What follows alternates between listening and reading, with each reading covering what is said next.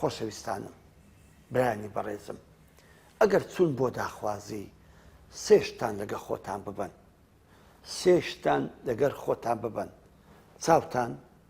دڵتان عەقڵتان ئەو سێ لەگە خۆتان بڕۆن ئەو جا کچەکە داخوازیکەن بەڵام بەداخەوە گەنجانی ئێمە کەمی وایە عەقلی لەگە خۆی ببە ئەغڵەبی یان چاوی لەگە خۆی ئەبا و یان دڵی بەتەنها لەگە خۆی ئەباتن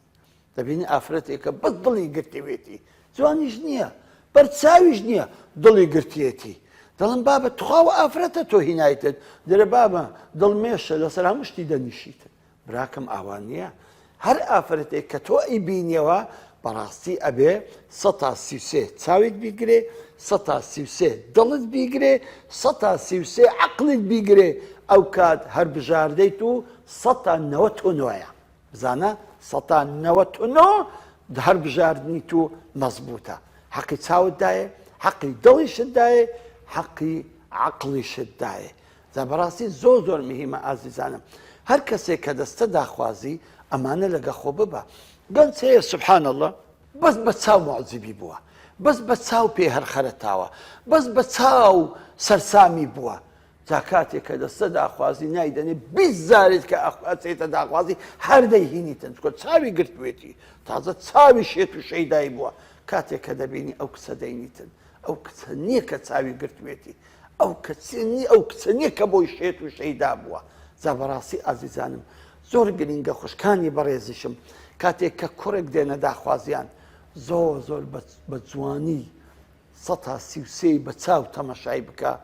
133 بە دڵ تەمەشای بکە 133 بە عەقڵی تەمەشای بکە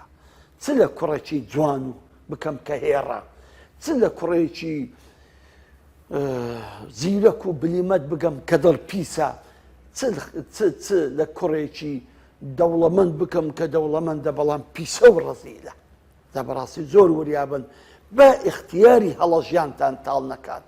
بەڕاستی هەر ئافرەتێک و هەر کوڕێک ئەگەر ئەوەل زاری هەر بژارنێکی هەڵی کرد بەڕاستی ئەم هەڵەیە بەردەوام لەگەڵی ئەبێ هەتا دەژمریتن یان ئەوەتە بەو زەحمەتی و ناخۆشیی ژیان و گوزەرانی خۆیان دەبەنە سەر یاخود ئەوەتە لێک جودا دەبنەوە و ماڵی هەردووکان وێران ئەبێتن زاخوا نەخواست ئەگە منداڵیان لەسەر هەبی چەند ساڵ هەیە تەحمل دەکەن سەبر دەگرن بەڵام هەڵەکان چا نابن بەڵام عیبەکان پەردەپۆش نابن بەڵام کێشەکان چارەسەر نابن لەبەرچی چونکە هەر ئەسڵی هەر بژاردنەکەی هەڵەیە ئەسڵی هەر بژاردنەکەی خەلل و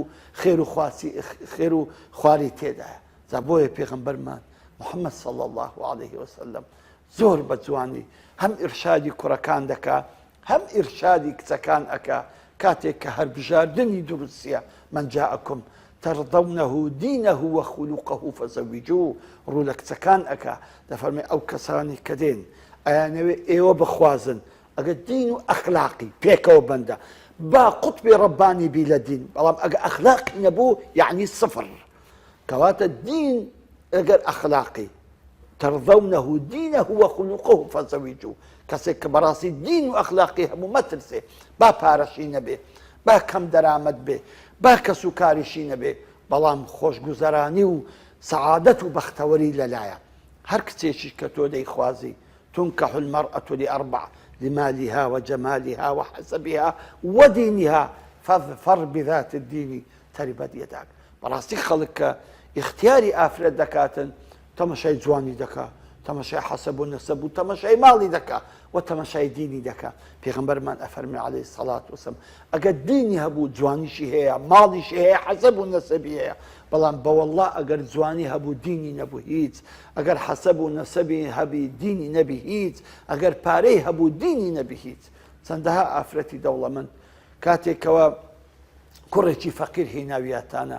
چەند جار بە قسەی ناخۆش و قسەی ڕق ژیانی لێتاڵ کردووە بەسە ئافرەتەکەت پێ بڵێ ئەتوو چی تو لەماری بابەت لەبەر سامردبووی هاتی لەکنە من تێرنان بووی بزانە ئەتو ڕوت و قوت بووی لە دەزانی شمەکی جوان چییە لەکنە من فێر بووی و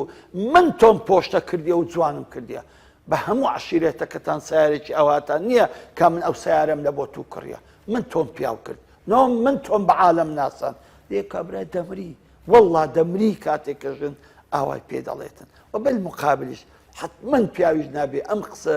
ساود و سڕ و ناخۆشانە بچی بە خێزانەکەی خۆی بری. جا ئازیزانم بەڕاستی هەربژاردننی هەڵە زۆر کاریگەرە لە ژیاندا. جا بۆیە زۆر وریابن بۆیە لە شریعەتی ئیسلامدا سبحان الله لە ورد و